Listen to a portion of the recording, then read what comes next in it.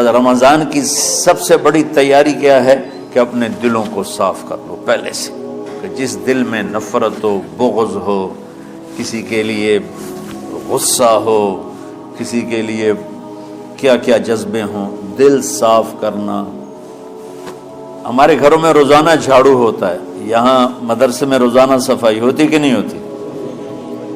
کیونکہ دنیا کی اصل گندگی ہے تو جھاڑو ہاتھ سے نہیں چھوٹ سکتا۔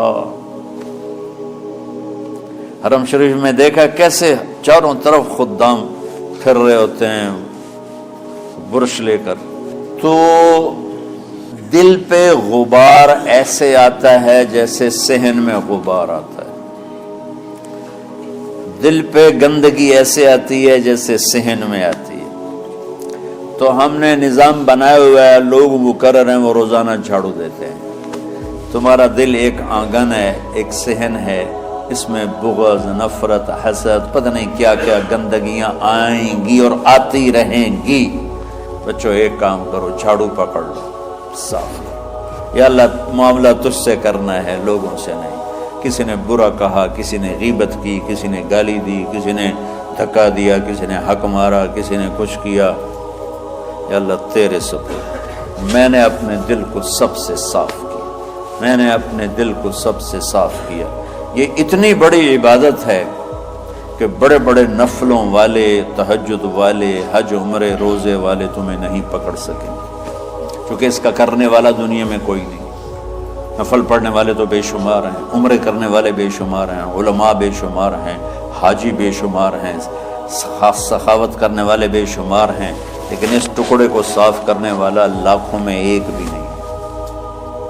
مشکل کام، آپ یہ سیکھ لیں، صاف کرو، صاف کرو، صاف کرو۔ یہ رمضان کی سب سے بڑی تیاری اور علم کو حاصل کرنے کی سب سے بڑی چابی ہے کہ اپنے دل کو کھلا کر لو۔ کوئی چیز خالی ہوگی تو کچھ آئے گا۔ جس دل میں بغض بھرا ہو، نفرت بھری ہو، حسد بھرا ہو، کینہ بھرا ہو، اس میں خاک آئے گا، اس میں تو علم کی ایک کرن بھی نہیں آئے گی۔ اس زبان سے چاہے جتنے مرضی موتی بکھیرے، دل اس کا اندھا ہوگا۔ لا تعمل ابصار ولكن تعمل قلوب التي في الصدور۔ یہ آنکھوں سے اندھے نہیں، دل سے اندھے ہیں۔ تو بچوں اپنے دل کو صاف کرنا سیکھو۔ وہ کتنی مشہور حدیث ہے، آپ نے کہا اس دروازے سے ایک جنتی آ رہا ہے۔ تو ایک انصاری صحابی داخل ہوئے، جوتا ہاتھ میں، داڑھی میں وضو کا پانی۔ اگلے دن اس دروازے سے ایک جنتی آ رہا ہے، تو ایک صحابی آئے، ہاتھ میں جوتا، داڑھی میں وضو کا پانی، وہی صحابی۔ اگلے دن اس دروازے سے ایک جنتی آ رہا ہے، تو وہی صحابی 3 دن جنت کی بشارت لیے۔ اس صحابہ کی جماعت میں ایک شخص ہیں جن کا نام ہے عبداللہ بن عمرو بن عاص۔ ان سے بڑا عبادت گزار صحابہ میں کوئی نہیں تھا، نہ سابقین میں، نہ متاخرین میں، نہ پہلوں میں، نہ بعد والوں میں۔ ان کی عبادت کیا تھی؟ ساری رات جاگنا، سارے دن کا روزہ، اور ایک ختم قرآن صبح سے شام تک۔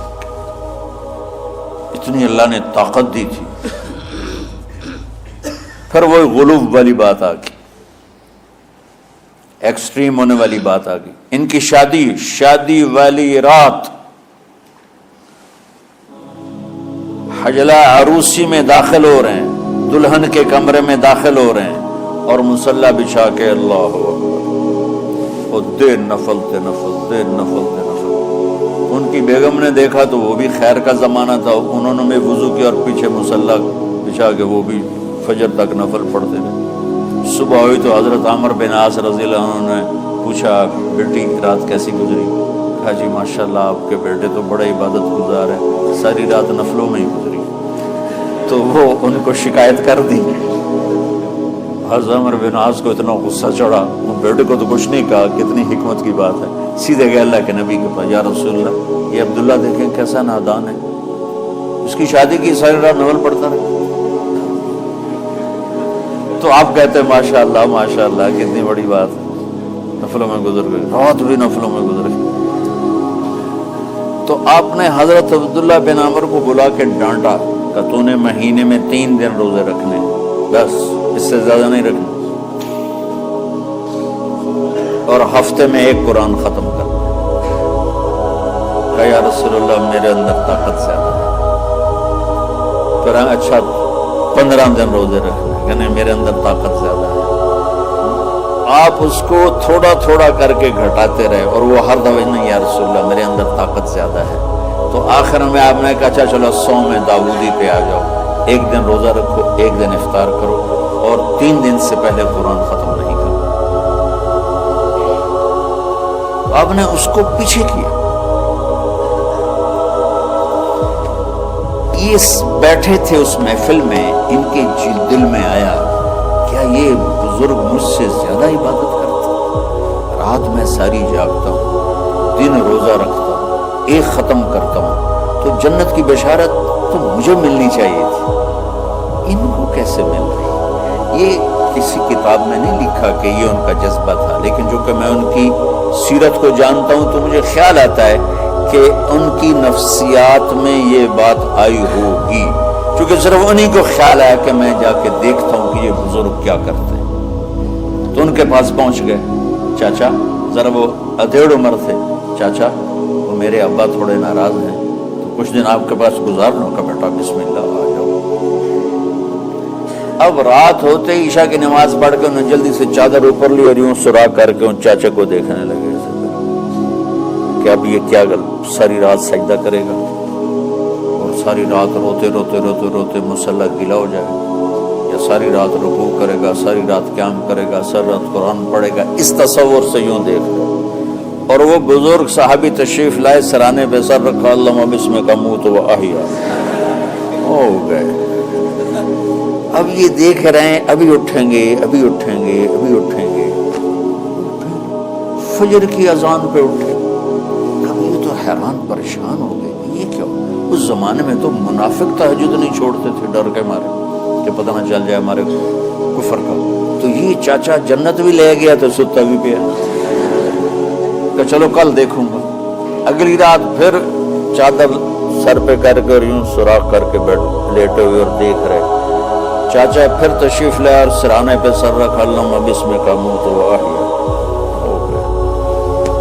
فجر کی اذان پہ اٹھے، یہ اور پریشان ہو گئے کہ میرا نبی کا فرمان تو سچا ہے، اس میں تو شک بھی کفر ہے، لیکن عمل کیا ہے جس پر اس کو جنت کی بشارت ملی؟ 2 رکعت نفل بھی نہیں۔ اور آج کے دور میں تم میں سے ماشاءاللہ اکثر بچے تہجد پڑھتے ہیں کہ 1 رات اور دیکھوں گا، تیسری رات اللہم بسمک اموت و احیا، ہو گئی ساری رات۔ تو تیسری رات پھٹ پڑے عبداللہ بن عمر، کہنے گے چاچا میری ابا سے کوئی لڑائی نہیں تھی، 3 دن میں تیرے بارے میں سنتا رہا، جنتی جنتی جنتی، میں دیکھنے آیا تھا کہ آپ کیا کرتے ہیں، آپ تو کچھ بھی نہیں کرتے ہو، ساری رات سوتے رہتے ہو، اب کیا کرتے ہو؟ ان کا بیٹا یہی ہے جو تم نے دیکھا ہے۔ اب ان کو سمجھ میں نہیں آ رہا کہ یہ جوڑ کیسے بٹھاؤں، ادھر جنت کی بشارت، ادھر ساری رات خراٹے، اب یہ اس میں جوڑ کیسے بٹھاؤں؟ نبی کی بات تو غلط ہو نہیں سکتی۔ تو اب وہ نا ایسے نا بڑے بے دل سے ہو کر واپس مڑے، پتہ نہیں کی چکر ہوئے گی کوئی گل۔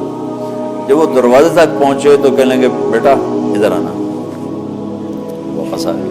اب میں تمہیں اصل راز کی بات بتاتا ہوں، کیا ہے؟ تو یہاں ہاتھ رکھا کہ یہ جو دل ہے نا، اس میں کسی انسان کی نفرت نہیں۔